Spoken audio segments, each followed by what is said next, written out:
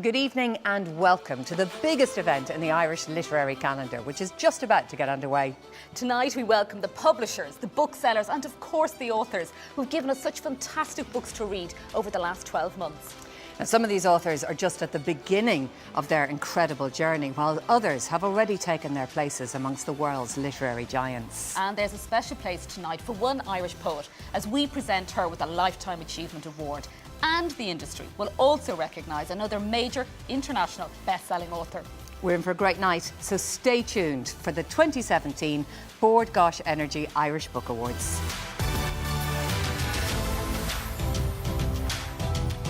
It's amazing to be here among all this talent, and I've been watching these awards on TV for the last couple of years, so to actually be included, you know, as a writer on your first novel, it's just such an honour. I go to award ceremonies in different countries and a lot in the UK, and there is just nothing like this. It's absolutely fabulous. They roll out the red carpet. It's always such a good night. You meet all your friends. I always have a fabulous time every time I come. I come from a really small village in Cavan, and we wouldn't have authors come in to talk to us about writing. I believe writing is something that anybody can do. It's a muscle, you just need to train it. So there's nothing better than going into schools all across the country and telling 10-year-olds, you can write a book if you just stick at it. Like, I really feel it's my job or my duty to pass that information down and stuff. So yeah, and also kids are the best. This is my first foray into the Irish Book Awards and the literary world, so I'm just so happy to be here, and it's so important to acknowledge Irish writers who are, you know, established and brand new to the scene. Like, I would be totally new to the scene. John Boyd, lovely to see you here on the red carpet tonight.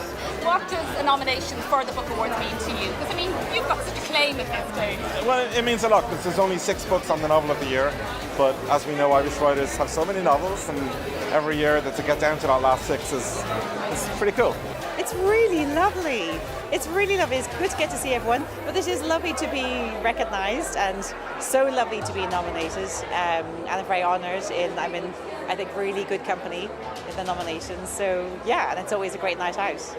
Now, you've been on some adventure with Aisling, really, haven't you? And she's led you all the way to the red carpet tonight, Emer. Thanks, Aisling. Yeah, we've just come in the door and some people have already said, oh, the Aislings!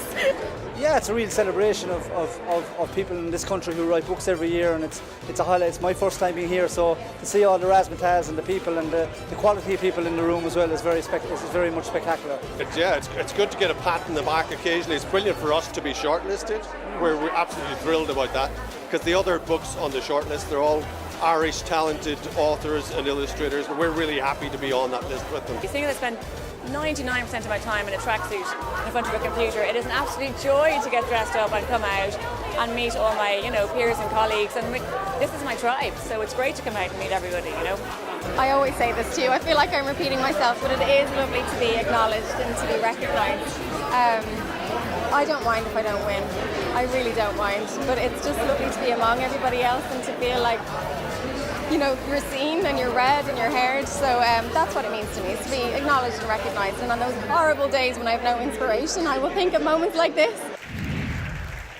Díomh agus churum fáilte roimh don mhór chuid seo, Tásúlagam go manaigh sibh tainmh as an oíche. Ladies and gentlemen, you are all so welcome here to the 2017 Bord Gáis Energy Irish Book Awards. Well, tonight is a celebration of literature, but it's also a truly convivial evening, one that many solitary writers have told me has almost become their one and only Christmas party night out. Our winning books tonight have been voted for by over 50,000 Irish readers, and they, along with the members of the Voting Academy, have selected the Book of the Year in each of our categories. And we have had no shortage of literary talent to choose from. And I'm also delighted now to introduce Evelyn O'Rourke. Evelyn's in our green room, and she's going to be chatting to all of our winning authors. Evelyn? Hello, Keelin, and thank you. Yes, it's great to be here. And here in our winners' green room, we are surrounded by book club members, and they're all waiting to hear more from these wonderful writers. Aren't you? Well, now we get to the very first award of the evening. It's RTE Radio 1's The Ryan Tubridy Show Listener's Choice Award. It's a bit of a mouthful, that. But this award owes a huge amount to the energy and enthusiasm of one of Montrose's most ardent bibliophiles. Fresh from his toy show preparations, please welcome Ryan Tubridy.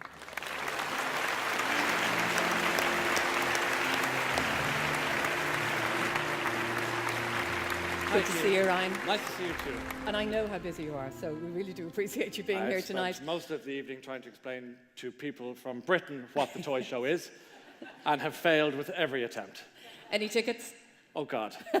Shall we get on with the award? That is your favourite question this time. I hide in the supermarket from people. Well, listen, let's take a look at our nominations for this, our first award. Of course. Admissions, A Life in Brain Surgery by Henry Marsh. Francis Brennan's Book of Household Management by Francis Brennan. He, a Novel by John Connolly. Ithaca by Alan McMonigal. Jackie's Girl, My Life with the Kennedy Family by Cathy McKeown. The Word is Murder by Anthony Horowitz.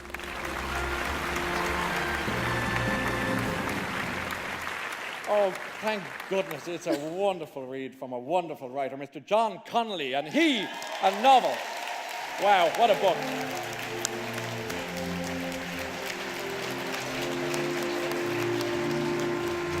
I am so happy to be giving this to you. Congratulations. Yeah, you deserve it so much, honestly. Thank you very much. I know you have a long evening ahead of you. I think kindness and enthusiasm and an absence of snideness can sometimes be taken for granted, or even regarded with slight suspicion. But they're rather rarer qualities than we might wish in our figures in public life. And so I really just wanted to acknowledge Ryan Tubridy's fundamental decency, and especially his generous support for books and readers and bookstores and childhood literacy.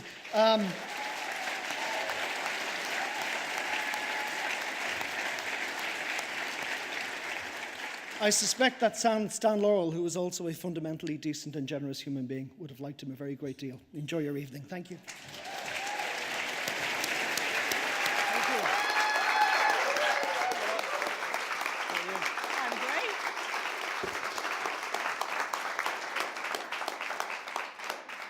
There it is. There it is. Very nice. They tell me it's your first one. It takes a lot to get me to an award ceremony. I'm not a big fan of them, and I think had it not been for Ryan, I probably wouldn't have done it. But when you win an award like this that's been voted for by the public as such, by your direct readers, that must be very encouraging. Yeah, that's the lovely part of it. I think when it's a group of guys in cardigans and tweed jackets smoking pipes, it's not quite the same thing. Strong opinions. Yeah, very strong opinions. Asking you had you written your famine novel yet? Yeah, that's not quite the same thing. Have you? No, I was hoping I might get away with not doing that actually. Yeah, so it is. It's very important when readers vote. It's one of the reasons why I still like doing events at bookstores and meeting librarians and booksellers. They're people who are genuinely enthused about reading, and the kind of people who would vote for an award like this are people who are in love with books. So listen, let's talk about the book itself. I have it in front of me here. We of course think of you as a crime writer, but he was a real departure for you. No crimes here really, no body counts. Instead, you're putting a voice to one of these famous, sort of nearly voiceless characters, Stan Laurel. Tell us a little bit about him and his story. Well, in part it came about because a friend of mine had met him. He lived at the end of his life in a little apartment in Santa Monica. He was a kind of, not quite a recluse, but he wouldn't do interviews, he wouldn't take on work. All he did was go out for lunches with his wife, his fifth wife. That was one of the problems he had. And he would write routines for Oliver Hardy, who had predeceased him by 8 years. And I think it was a way for him to hear Oliver Hardy's voice in his head again and to have his presence in this room. And he'd been bereaved in the same way that a man who loses a wife is bereaved. This man was so much a part of his life. And I thought there was something beautiful and very sad about that, because actually he tended not to write very much about male friendship or male love outside the context perhaps of gay literature or very extreme situations. And yet there is I don't know any man who doesn't have a close male friend that might go back to childhood, and they become incredibly important to us. And when they die, the only person you could tell about it is the person who's gone. Tell us about the title He, because it's quite a blank title in so many ways. Well, he was born Arthur Stanley Jefferson and he died Stan Laurel. So he spent most of his life as Arthur Stanley Jefferson. And Stan Laurel was a kind of construct. And so it's a book about identity. John Connolly, congratulations once again. And don't forget to see more from tonight's winners. Just go to the RT Player for the full-length interviews. But now it's time for another award. John Connolly, ladies and gentlemen. Thank you. Well, now to the Specsavers Popular Fiction Book of the Year, a genre in which Irish women writers have achieved phenomenal success since the 90s. Well, 5 hugely popular women writers contest this category this evening with who else but the literary ledge better known to us as Ross O'Carroll Kelly. Here are our nominations. Keep You Safe by Melissa Hill. Operation Trump's Formation by Ross O'Carroll Kelly. Orange Blossom Days by Patricia Scanlon, The Break by Marion Keyes, The Good Mother by Sinead Moriarty, The Woman at 72 Derry Lane by Carmel Harrington. Of the Specsavers Popular Fiction Book of the Year is The Break, Marion Keyes.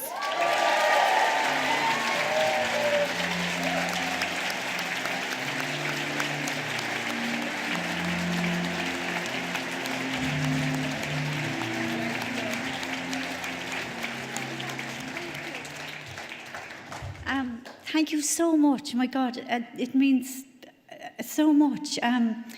It's lovely to be recognised by your own tribe. I'm immensely grateful. Can I also offer my congratulations to the other shortlisted authors? It's an honour to be included on a list with their books. They're all brilliant. And I also feel very lucky to call them all friends. But I have to do a special shout out to Mammy Keyes. When I was really struggling with this book, about halfway through, I gave her a big lump of it to read, looking for words of wisdom and advice. And I came back to her and I said, well, and she said, that character of yours, Amy, is a fierce piece of work and her antics are absolutely disgraceful. So then I knew I was on a winner and that everything was going to be grand. And most of all, can I thank my readers who have kept the faith with me all these years. It is such an honour and a real deep honour to be standing here 22 years after my first book came out. I'm immensely grateful. Thank you all so much. Thank you.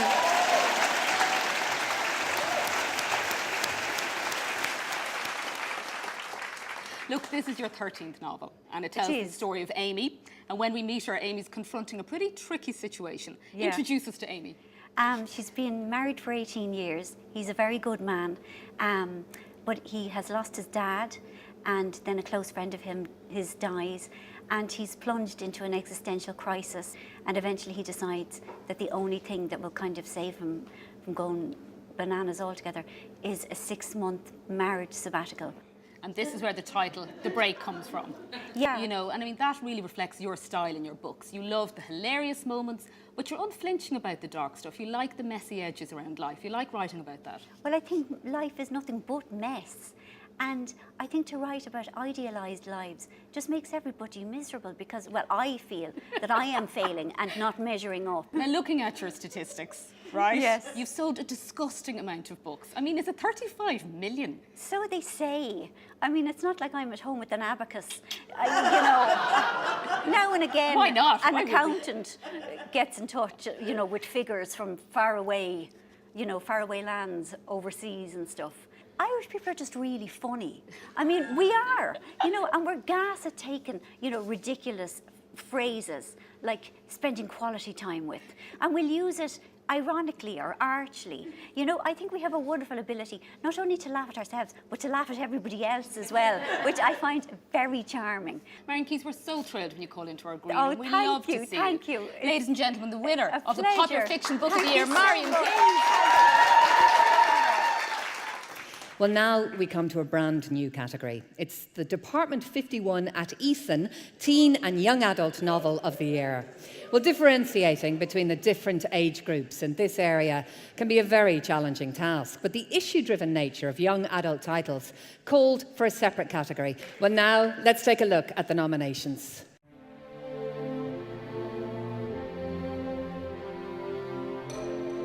Like Other Girls by Claire Hennessy, Moonrise by Sarah Crossan, Perfect by Cecilia Hearn, Spellbook of the Lost and Found by Moira Fowley Doyle, Tangleweed and Brine by Deirdre Sullivan, illustrator Karen Vaughan, The Girl in Between by Sarah Carroll.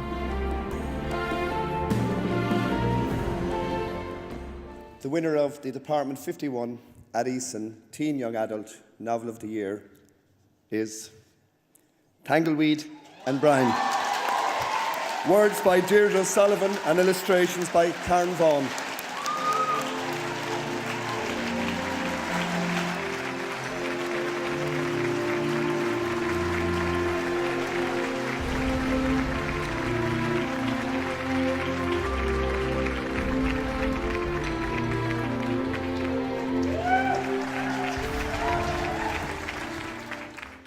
This was a book on my heart. I've lived and breathed fairy tales for years, and it was very much a book of Karen's heart as well. It's her first book that she's illustrated, and I'm so delighted that I got to collaborate with such a talented artist. I'd just like to say it's so heartening in this year that we are increasingly listening to the voices of women, that the internal lives of women are celebrated. Thank you.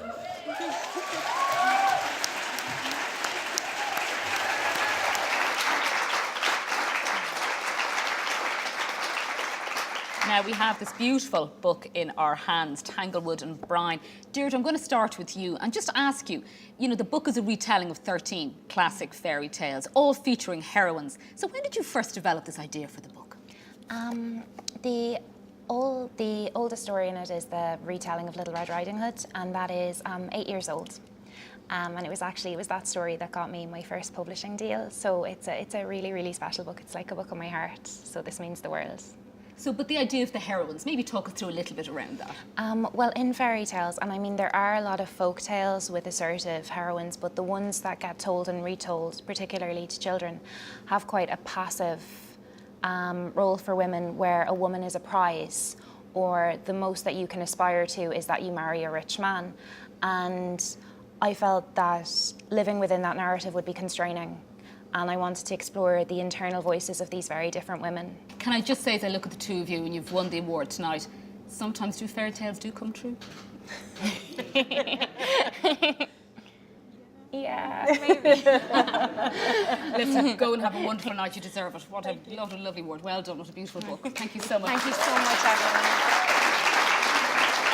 Other winners tonight included... So the winner, Keelin, of the Journal.ie Best Irish Published Book of the Year is Atlas of the Irish Revolution, edited by John Crowley, Donal O'Driscoll, Mike Murphy and John Borgonovo.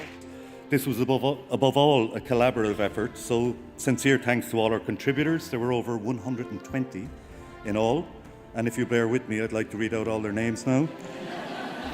And the winner of the Eurospar Cookbook of the Year is Cook Well, Eat Well by Rory O'Connell.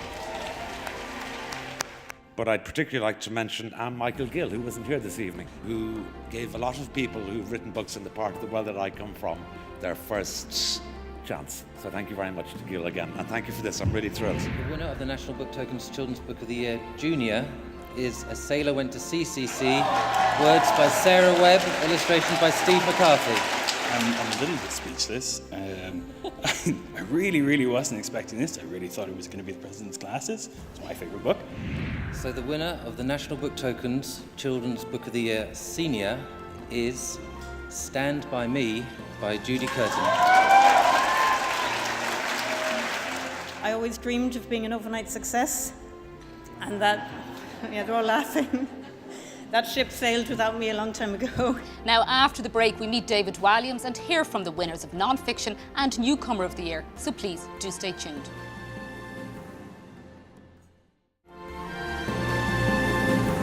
Our next award this evening is one of 2 awards made to individual writers who have made special contributions to the world of books. This year's Bord Gáis Energy International Recognition Award goes for the very first time to a writer of children's books. He is one of the most prolific and popular writers of our time, a writer whom reviewers have compared to his all-time hero, Roald Dahl. And that, surely, is the accolade of accolades in the field of children's books. Well, in just 1 decade, this author has become a supernova of world publishing, with global sales exceeding 20 million now. He is, of course, the remarkable Mr. David Walliams. Let's take a look at his extraordinary career.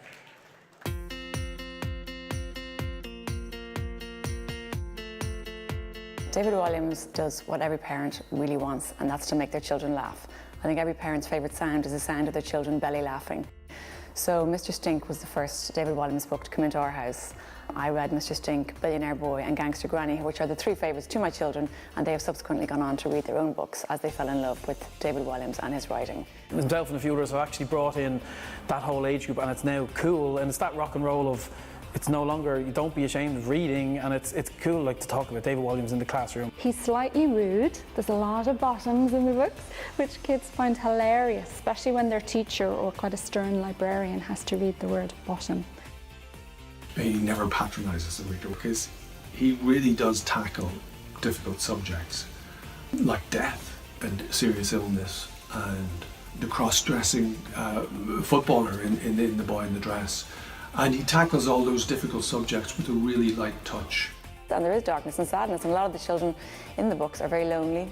They're outsiders. Like a millionaire boy, he's very fat, even though he's very rich. So, you know, while on the one hand the kids have one thing, they don't have another, or Mr. Stink is an outsider as well. So he doesn't just make kids laugh, he also makes them think. And I think that's a real gift and a talent. But what David has managed to do is make books that children really, really want to read.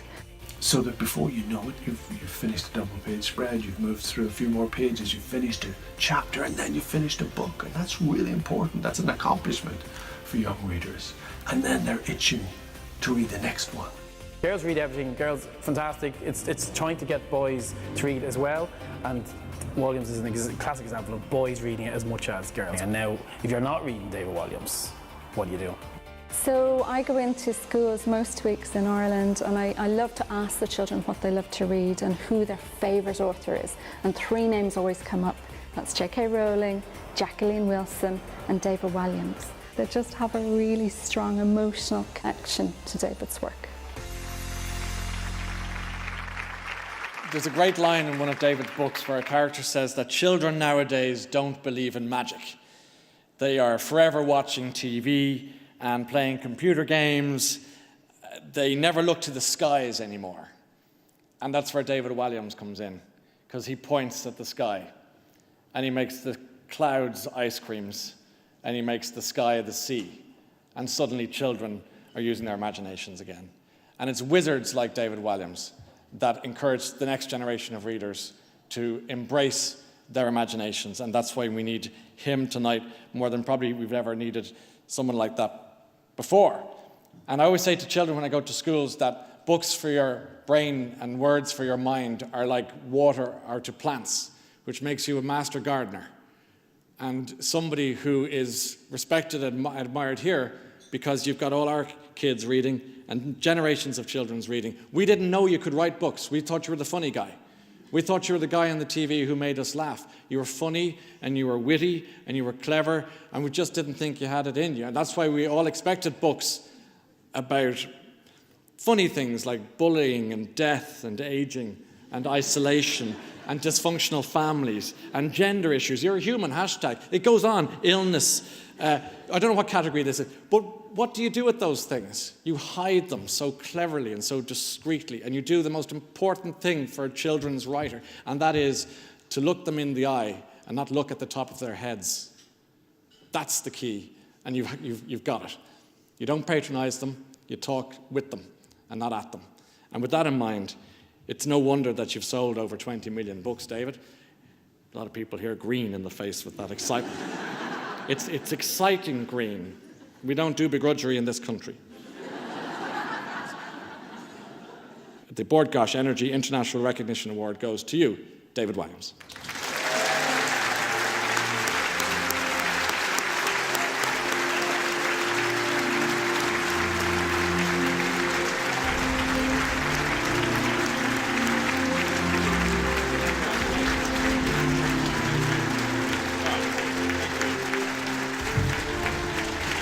Thank you. Thank you. Lower your expectations. Thank you, Ryan, for that lovely and very short speech. He went on so long, I thought he was going to be tasered. But this is very special. It's very special. It's a very special privilege for me to be able to do what I do and to be recognised here in this amazing country, which is the home of so many great writers. Oscar Wilde, James Joyce, Paul O'Connell, just so many names. I'm told he's a rugby player, I had no idea. I was at Eason's today doing a signing. It's so amazing to see all the little kids who love your books, and I was signing books, and you know, it's very important. There's a very important quote to remember, any budding writers: a signed book is a sold book. Who said that? Joan Collins. If you sign them, they cannot be returned to the shop. Okay, that's a tip for you guys. And No, it's been a wonderful day, and I've always had an amazing reaction in Ireland. We came here with Little Britain. I did a play here, and people have been so friendly. Apart from one man who spotted me on O'Connell Street as I was walking to the Gate Theatre, and he saw me and he went, "Fecking faggot, feggity feck." Apart from him, people have been very friendly. But thank you very much. I'm really honoured. Thank you.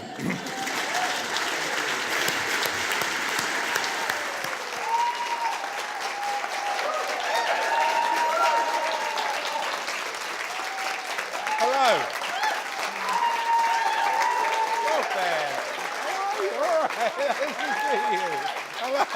How are you? I'm great. Hi. You okay? How are you?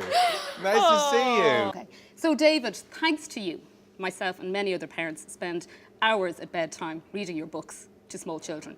But for you, I'm thinking the image of all these children curled up in their beds, listening to your words before they go to sleep, that must be an amazing, remarkable feeling as a writer. It's really hard to get your head around it because you hear lots of statistics, you know, that your publisher tells you about how well the books have done, but it doesn't really mean much until you actually meet the one child who it means a lot to. So someone coming up to you in a supermarket, normally a parent saying, "Thank you because I couldn't get my son or daughter to read books until they read one of yours." And they say, it's the first book they ever read on their own, and I don't think you ever forget that. I can certainly remember the books that I read for my own pleasure. And that's really what I just want to do, is write books for the pleasure of reading. You know, I think if kids get something out of it, that's great, but it should just be fun for them. They shouldn't be books that you're told to read. They should be books you read for yourself. Can I bring you back then, your first book? We knew you was a comic who played with the darkness. You liked dark themes in your work. But sitting down to write for children's fiction, how did you work on, striking that right balance of tone, of writing something that was going to appeal, to 10, 12-year-olds, but was going to be appropriate as well? I suppose I just thought back to when I was 10 or 11, 12 and what I would have laughed at. And the thing is, lots of kids did like Little Britain, but they'd come up to me after the live shows and say, "Oh, I really like the show, but my mum doesn't let me watch the Bitty sketch, or I can't watch the Grandma sketch," or something like that. Have you seen this, Phil? Have you seen it? Disgusting, isn't it? Disgusting. He agrees with me. You liked it. He only liked the rude bits.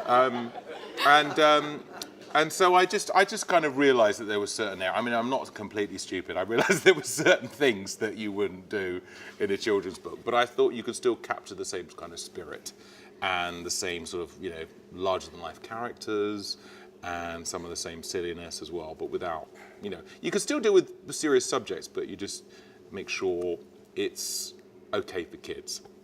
I think one of the things that really strikes me when I'm reading your books is how you deal with poverty and really strong social issues, as well with the poo and the snot and all that stuff. Is that very important to you, to keep, telling those stories about those kids that I don't know that we really hear those stories that often? Well, I think it's important that the books have a point. There's a theme to them. You're taking kids on this, often quite long journey. And I think there's Ratburger's tough. We're in the middle of Ratburger. That's a tough read. It's brutal. Kid. It's a brutal world that I'm depicting in that book. Brutal poverty and single parent family and people trying to better themselves and being caught in a desperate situation. Yeah, so I'm sure lots of people are. I mean, it's not my life, but I still feel that I can write about that because. Well, Oscar Wilde said that the goal of art is empathy. So I think you can write about things you don't know, but as long as you do it in an empathetic way. I love writing books, and I think when you're making creative work, you're just striving to make it better each time. You want to believe that your best piece of work is still out there. So I just want to keep writing them, and I hope one day I write a classic that could sit against some of my heroes' books.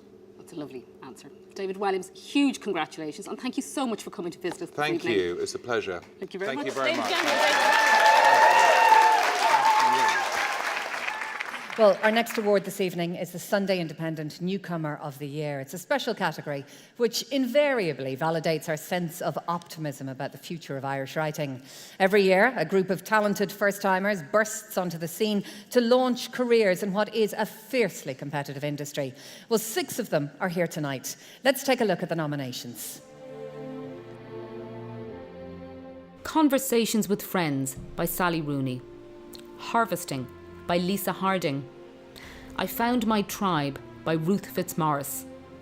Montpellier Parade by Carl Geary. Oh My God, What a Complete Aisling, the novel, by Emer MacLysett and Sarah Breen. The Gospel According to Blind Boy, by Blind Boy Boat Club. We're joined now by Madeleine Keane, a long-time friend and supporter of the awards and also literary editor of the Sunday Independent. Madeleine, who's won?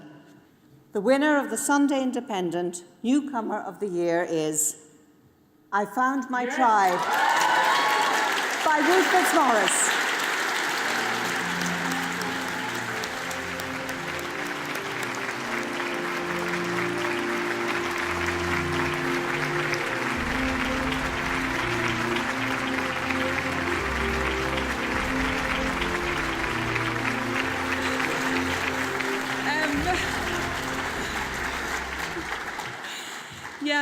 They told me I wasn't going to win. So, Marion, I'm going to be sharing those celebrations with you later because I didn't write a speech. Oh my God, I'm completely in shock. I'd like to thank, who do I have to thank? Oh God, my friends, Michelle and Afric, who I wrote about, and luckily they're still my friends. I'm forgetting somebody. Yes, my children. I have to thank them. I've got 5 of them. So my ducklings, Jack, Rafe, Arden, Sadie and Hunter. I'm sorry that I wrote about you. One day you might forgive me. I'm really dreading the teenage years when they hate me. And I kind of think, yeah, maybe it'll all make sense to you when you read about our lives. And then I thought, well, I hope it actually doesn't make sense because, you know, life doesn't make sense. And anybody who says it does is either lying or pretending to be a grown-up or they're just really bored.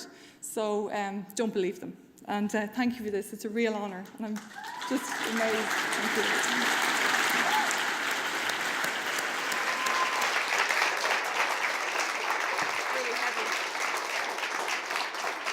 Your story, of course, this book, I Found My Tribe, it's such a beautiful book and it tells the story about how you and Simon tried to deal with this horrendous diagnosis, this motor neuron diagnosis. Yeah. You're sitting here tonight, you've got the award. What are the thoughts that are going through your head? I mean, you seem very overwhelmed by it, but in a nice way, possibly? Well, that's because my people told me I wasn't going to win. And so I just like came, you know. Are these your children or your publishers? Everybody, they're like, listen, you're not going to win. It's mostly like fiction people who win this award. So just put on a dress and go and have fun. And so I was like, I'm just going to have fun. I was, you know, there was kind of like tumbleweeds going through my head. I was, you know, in my own little daydream. And then it was like, oh God, did I just say an expletive? Can they see that on the camera? Oh, yeah. So I'm still totally in shock and delighted and yeah, all of that. It seems to me that Simon was the original storyteller in your house and you emerged later as a storyteller. He started it, yeah. Well, to blame for it all. But is that why you're feeling like this tonight? Because it's still new to you, this idea of being a writer? Like, I don't know, I just didn't expect it. And yeah, it is very new. I'm a writer.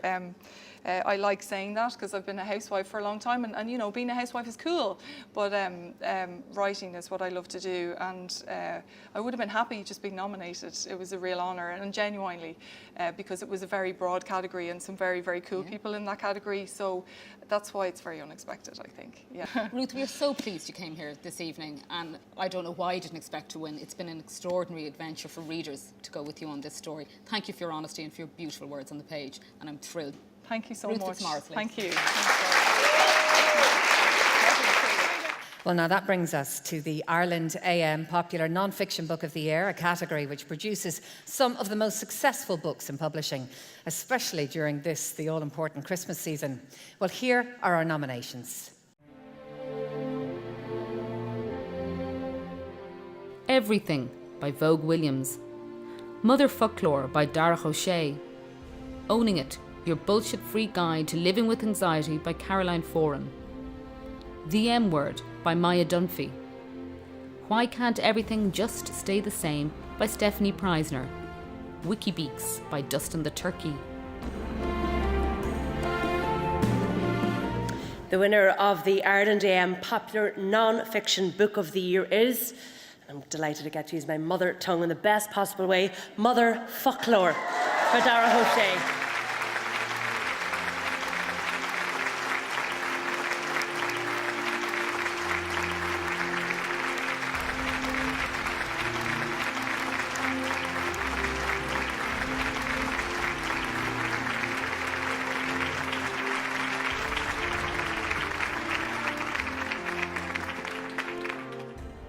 I beat Dustin.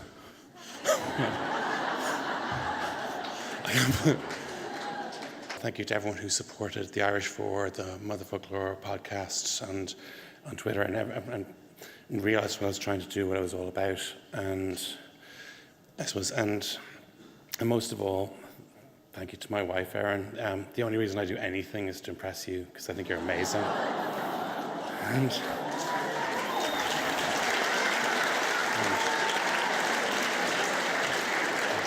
so, Gur Míle Mágaibh.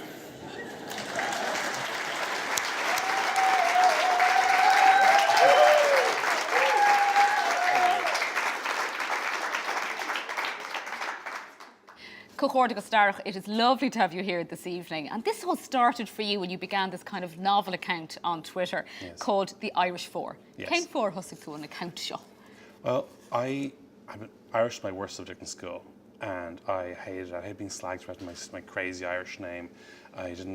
Your dad was an Irish speaker. Yeah, he's an Irish speaker. He spoke a lot of languages, but he spoke 7 languages, but Irish was his favourite one.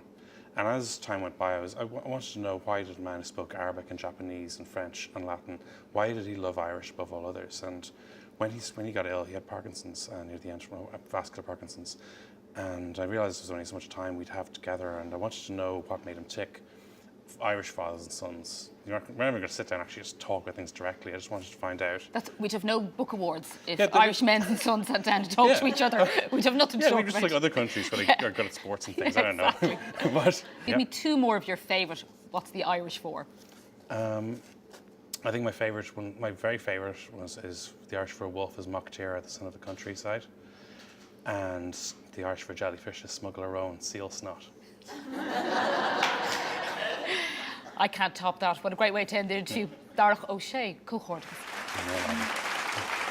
Other winners tonight included... The winner of the Irish Independent Crime Fiction Book of the Year is The Therapy House by Julie Parsons. I'd like to thank the parishioners of the Mariners Parish in Dunleary, whose stories partly inspired the Therapy House, and in particular, I want to thank the family of Andrew Knight, who allowed me to tell their story in my book. And the winner of the Listowel Writers' Week Poem of the Year is 7 Sugar Cubes by Clodagh Beresford Dunn. I'm just so grateful to God that a time of such sorrow could turn into a moment of joy like this. So the winner of the Writing.ie Short Story of the Year 2017 is Back to Bones by Christine Dwyer. For somebody who has zero social media presence, I'm not on Facebook, and the only twittering and tweeting I do is in the privacy of my own little head. I can't believe I've won. The winner of the Onside Nonfiction Book of the Year is Wounds, a memoir of war and love by Fergal Kane. And to dedicate this award to a remarkable woman, Hannah Purtle, Irish revolutionary, and my grandmother. It's been a busy night so far, but the evening is still far from over. And don't forget that you can see more from tonight's winners on the RTE Player. After the break, we'll meet this year's Lifetime Achievement Award winner, Evan Boland, as well as the winners of Sports Book of the Year and Novel of the Year. So do keep watching. Well, now we come to the Board Gosh Energy Sports Book of the Year. Alongside politics, sports is a national obsession for us, one that has always been fairly central to our sense of ourselves. Let's take a look at the nominations. Form, my autobiography, by Kieran Fallon with Oliver Holt. Gooch, the autobiography, by Colm Cooper. Shay, Any Given Saturday, the autobiography by Shay Given with Chris Brereton. The Ascent, Sean Kelly, Stephen Roach and the Rise of Irish Cycling's Golden Generation by Barry Ryan. The Choice, by Philly McMahon with Niall Kelly.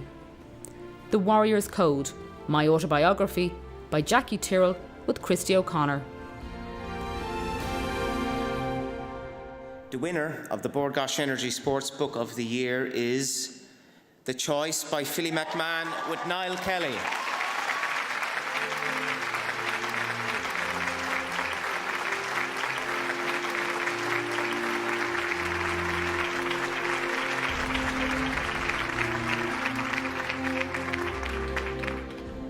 Wow. Oh, thanks very much. This is very unexpected. It's so unexpected that when I was having dessert, Conor Nagel from Gill actually said to me, "Philly, have you got a few words to say?" And I was like, "No." He says, "Get your phone out just in case you might win." So that's how unexpected I am. I'm so amazed to be, I suppose, nominated in the category with such top sports people. So it's a great honour. You know, to Kieran Fallon, Barry Ryan, Shay Given, and my old mate Colin Cooper, a fellow I hated marking. And of course, I'd like to thank my girlfriend Sarah, who's here tonight. Someone knows Sarah. I'm raging the guy that got up before me said what he said, so I can't beat that. But Sarah, you're amazing. Thanks for everything you've done for me. I suppose I'd like to dedicate this to one person. If it wasn't for him, I wouldn't be here tonight, and that's my brother John. So thanks very much.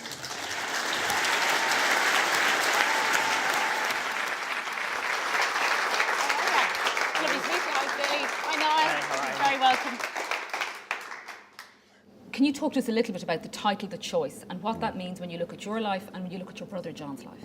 Well, I'm a strong believer of the power of choice, which means that you can essentially switch negative thoughts into positive thoughts, or use, I suppose, a negative event to an opportunity. So John ultimately made choices in his life, but there was also the environment that dictated his choices. So growing up in Ballymun, heroin in the late 80s and early 90s, heroin was a huge epidemic at the time. Crime was really bad in Ballymun. It was a hub for drug dealers, basically. So although John ultimately made the choice to take drugs at a very young age. Did you say 14, I think? 14, he took his first. Yeah, so we thought it would have been a little bit older, but then when we spoke to some of his friends to get stories for the book, we found out that it was 14, which was very, very tough on my mum. So the title, The Choice, it's such a strong title. But it explains so much of what you're trying to cover in the book with Niall. It doesn't have to be about drugs. It doesn't have to be about addiction. It can be as simple as waking up tomorrow morning and you don't feel good, and just changing that thought, just being self-aware of how you feel and how you think, because we don't really do that. You've talked before about how your mum, I think, hangs all your medals up around the house. Where is this going to go? And my girlfriend's outside, and she was just saying, "Now that's going to the new house," and I'm like, "You know it's not. It's going straight to my mum's." You can't blame her for trying. No, Philly and Niall, what a lovely interview. Thank you for joining us in the green room this evening. We really appreciate it. Thank you so much. Ladies and gentlemen, Philly McMahon and Niall Kelly. Well, now we come to the Eason Book Club Novel of the Year. So, for the very last time this evening, our nominations are...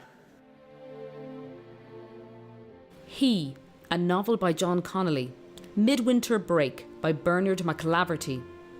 Mrs. Osmond by John Banville. Smile by Roddy Doyle.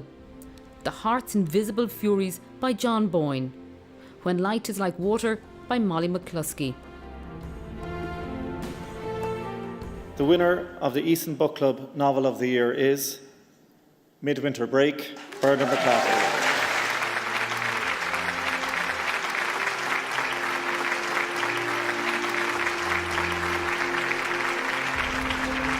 Oh, I'm delighted to receive this award for fiction, and especially when it's in Ireland.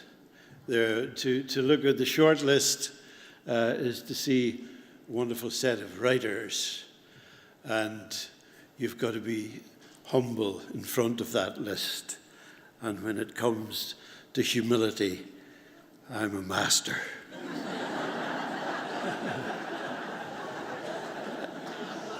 I would like to thank always and everywhere my wife, Madeleine. Thank you very much indeed.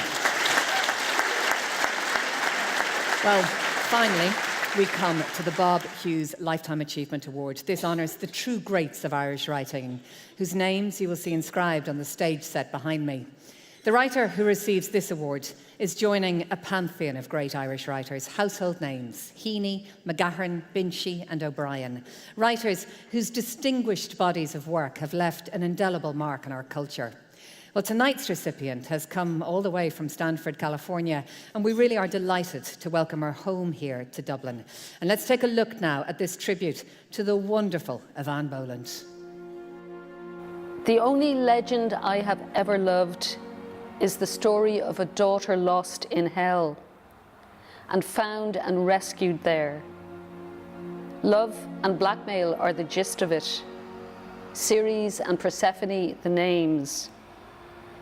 What she can do, she can appear to be setting up a narrative sometimes. She drops you into a poem very easily with a nice inviting opening line. And before you know where you are, you're dealing with rifts in time. She's very dignified, she's very respectful, she's formally excellent, but then there's a very, very deep psychological insight to her as well. So she's always been a really fine advocate and a friend of other poets, and I don't think for her the poetry world is anything but a community, and I don't think that for her, her own work has any sense except taken within this community. She really wrapped her hands around the tree of Irish poetry and shook it to its foundations. The issues that she experienced in terms of sort of lack of role models or lack of encouragement or a sense of a censorship of what was appropriate subject matter, she broke through those obstacles. To be a young woman writing a poem in the suburbs of Dublin was a remarkable thing. She shows a really endearing curiosity about the next generation. I think it's wonderful that time has rolled around and she has now been seen for the incredible influence that she has been both on men and women. She had this historic imagination, not just for delineating the arguments of history, but for making us feel what it was like to live in the past, to live as a colonized people, to live as a people who'd experienced famine. Our times have robbed your cradle. Sleep in a world your final sleep has woken. You know, she does something very, very beautiful with very, very simple words. She's wonderful. She is dignified. I think the thing I think most about her, and I like most about her, is that she's respectful to myself and my colleagues here in Poetry Ireland. I can think of few poets who have meant more to and enabled more the community of younger writers in the UK than Evan has done. You get a very clear idea of what's important to her, and it's persistence and craft and innovation, dissent, fearlessness, all of these things. She's, you know, one of the most influential voices writing anywhere in the world today. She was a powerful moral presence in our extraordinary poetic tradition. I believe she is the true heir or heiress of Yeats. I just feel that she has been one of poetry's great friends, and in an age when many poets are serving themselves, she has served the art, and she has served a very interesting constituency of writers. I have nothing but love for her and for her work. Well now, ladies and gentlemen, I would like to welcome the presenter of RT's poetry programme, and indeed doyenne of Irish current affairs, Olivia O'Leary, to the stage. Thanks, Keelin. I remember as a 17-year-old having a long and intense discussion with a young man after a party. And he told me what he wanted from life, and I told him what I wanted from life and how much more I wanted from life than my mother's generation had had. And as the dawn came up and we hovered over what was left of the fire, we were very innocent then, you know. He turned to me and he said, "Do you know, I wouldn't touch a woman like you with a 40-foot pole." And we both roared laughing because we'd had an honest conversation and I hadn't felt the need to pretend that I was stupider or less ambitious than I was, as was the norm for women back then. I had spoken with my own voice, maybe for the first time, and he had recognized it for the threat that it was.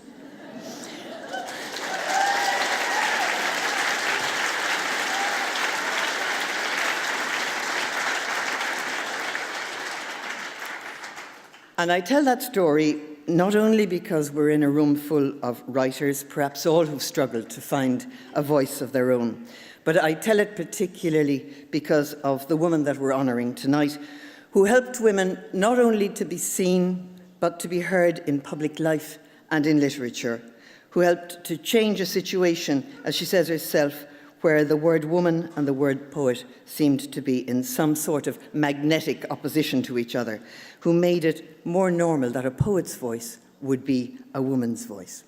Yvonne has received many awards, among them a Lannan Foundation Award in Poetry and an American Ireland Literary Award, but she's first and foremost a poet. So I've asked her permission to read one poem to finish with.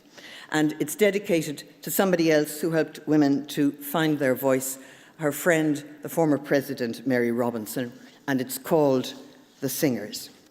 The women who were singers in the West lived on an unforgiving coast. I want to ask, was there ever one moment when all of it relented, when rain and ocean and their own sense of home were revealed to them as one and the same? After which every day was still shaped by weather, but every night their mouths filled with Atlantic storms and clouded over stars and exhausted birds. And only when the danger was plain in the music could you know their true measure of rejoicing in finding a voice where they found a vision. It gives me great pleasure to present Yvonne Boland with the 2017 Bob Hughes Lifetime Achievement Award.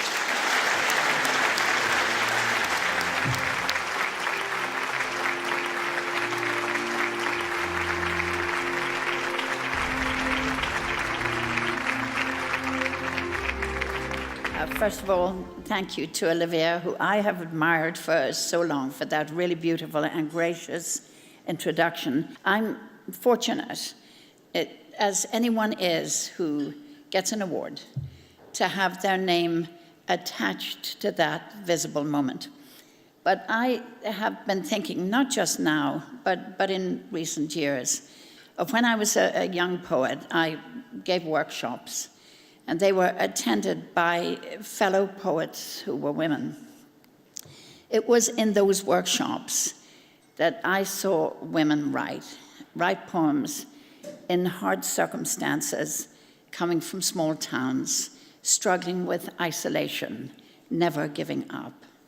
And from those rooms, I took the confidence, or part of it, that I brought with me into later life as a poet. And I can't go back and thank them, but every time I come to the page, I do thank them. Every book here has its roots somewhere. It may end up on the page, but its roots are back there somewhere in the inspiration of people who give that witness of writing, even if they may not always succeed in it. And that inspiration is in those rooms with those women, and I thank them for it. Thank you very much.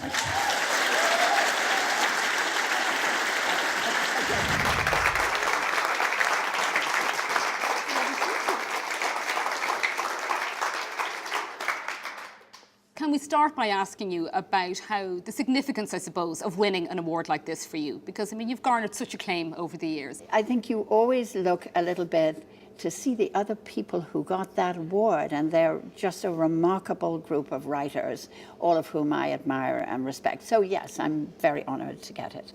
And you've talked about your voice as a female poet, and one of the quotes that struck me was when you said, "I wanted to put the life I lived into the poem I wrote, and the life I lived was a woman's voice." How did writing as a woman in Ireland inform your style, do you think, over the years? Well, I think it's interesting, and I'm not sure would have been my style, but I think, you know, when my kids were very small, I have my daughter here with me tonight who's escaping her one-year-old little grandson, my little grandson, and her three-year-old little. And I remember so clearly when I had these tiny children. And the life I lived was the life my friends and neighbours lived, and it seemed to me a very visionary life. But I didn't find it in poems, and I didn't think that it was honoured in poetry. I think it was regarded as a niche subject. And it seemed to me very likely that if you don't put the life you live into the poems you write, you will end up writing someone else's poetry. The phrase muffled voices really struck me. I thought that was such a strong image about women's experiences on the page over the years. I know. Well, I mean, I think that women have an extraordinary presence in literature, and I think we see it better now in Ireland, where there is an enormous vitality by women writers. But back then it wasn't quite as clear. Yvonne Boland, thank you so much for coming to visit this evening, and congratulations on your award. Thank you very much indeed. My sincere thanks to everybody who has taken part this evening, especially to Evelyn O'Rourke. And congratulations once again to every writer, those who won and those who were nominated this evening. As I say, to have made the shortlist at all is a huge achievement. Thank you at home for being with us. We look forward to seeing you again next year. But in the meantime, keep reading. Earlier this evening, we asked some of the authors, publishers and members of the public attending the awards what was their favourite book of the year. Oh, well, I always say I am a big Rat fan, so I do love Paul Howard, but he himself is a very, very dull individual. The Atlas of the Irish Revolution is a very, very impressive book. I particularly love Montpellier Grade by Carl Geary. My favourite book this year was Bernard McLafferty's Midwinter Break. I love To Sail Away to CCC. Ready Player One by Ernest Cline. It's really good fun. It's 80s nostalgia, sci-fi, video games. Marion Keyes' The Break. I really loved Roddy Doyle's Smile. My favourite book this year was Unravelling Oliver. Without shadow of a doubt, Ruth Fitzmaurice. I found my tribe. A Smile by Roddy Doyle. Bernard McLafferty's book Midwinter Break. Marion Keyes' The Break. Oh, John Boyne's book. Oh my God, what a complete Aisling. Well, I've just finished David Walliams' new book, Bad Dad. That's really good fun. I found my tribe by Ruth Fitzmaurice. My favourite book I read this year was He by John Connolly. I just finished Moonrise by Sarah Crossan. And I devoured Ithaca by Alan McMonigal. Everything about this year is really exciting, and I wouldn't like to be picking the winners because I think it's really hard to decide. Now it's your chance to have your say. You can vote for your favourite book of the year from this year's shortlist. Simply log on to BGE, irishbookawards.ie and vote to select the overall Bord Gáis Energy Book of the Year. The vote closes on midday the 15th of December and the winner will be announced on the 18th of December. And of course, thank you, the audience, and all the readers who've journeyed with us through this year's Book Awards. So from me, Evelyn O'Rourke, Slán agus Beannacht.